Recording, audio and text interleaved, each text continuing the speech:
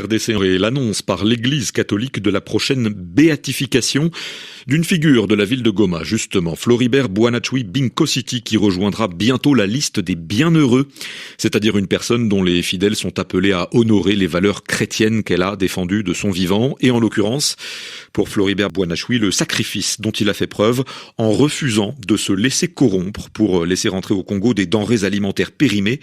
Il a été assassiné pour cela, c'était il y a 17 ans. Éric Sénanque est à Rome. C'est à Goma, dans l'est de la République démocratique du Congo, qu'est né Floribert Boanachui en 1981. C'est là aussi que ce jeune officier de contrôle des douanes a été assassiné en 2007 après avoir refusé d'acheminer des denrées alimentaires avariées. Pour le pape, Floribert Boanachui est un exemple qui peut inspirer la jeunesse. En rencontrant les jeunes Congolais dans le stade des Martyrs de Kinshasa l'an dernier, François l'avait cité en exemple, rappelant son sens du sacrifice.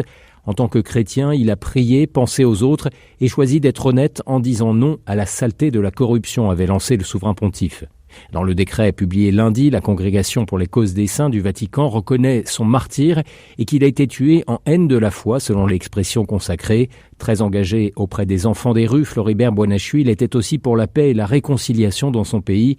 Une école porte son nom dans un camp de réfugiés à Goma. La communauté catholique Saint-Egidio, dont il était membre, a salué avec joie la béatification prochaine du jeune laïc de Goma.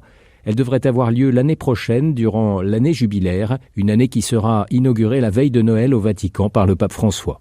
Éric Sénanque, Rome, RFI.